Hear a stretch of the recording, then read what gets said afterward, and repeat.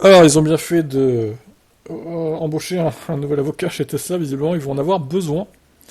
Un accident tragique survenu en 2020 a maintenant conduit à un procès contre Tesla. Rebecca Taylor, avec ses trois enfants, demande plus d'1 million de dollars de dommages et intérêts, alléguant qu'une Tesla Model S fonctionnait sur pilote automatique lorsqu'elle s'est écrasée à cause de graves blessures. Elles ont causé de graves blessures donc à Mark Taylor, son mari, qui ont finalement conduit à sa mort 1 an et demi plus tard. 1 an et demi plus tard. Ok. Alors, est-ce qu'on est sûr que c'est ça qui a causé sa mort, du coup? Bon, je pense que oui, sinon il le dirait pas, mais... Le procès déposé devant le tribunal de district du comté de Dallas le 19 juillet pointe du doigt à la fois Tesla et Gregory Shepard, le conducteur au volant de l'accident du 19 juin 2020. Selon le procès, Taylor sortait la poubelle devant sa maison lorsqu'il a été percuté par la Model S conduite par Shepard.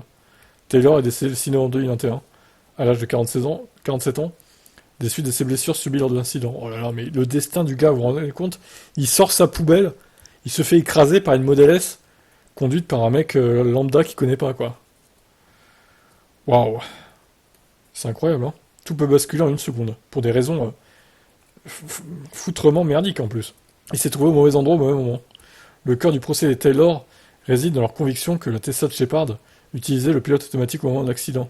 Ils n'ont aucune preuve à l'appui de cette affirmation, mais visent à étayer leurs soupçons lors du processus de découverte de la procédure judiciaire. Le procès ne fournit pas de détails précis sur ce qui a amené les Taylor à croire que le véhicule fonctionnait en pilote automatique lors de l'incident. Cependant, il semble que leurs soupçons reposent en partie sur les déclarations du PDG Musk qui sont mises en évidence dans le procès.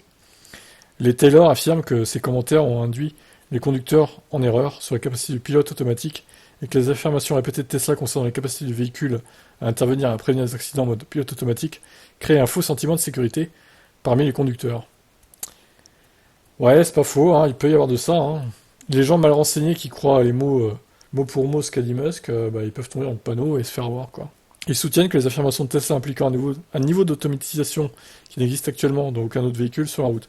Tesla a amené les conducteurs à croire que son pilote automatique, sa conduite entièrement autonome et d'autres fonctionnalités automatisées augmentent la sécurité dans la mesure où l'attention du conducteur est moins nécessaire.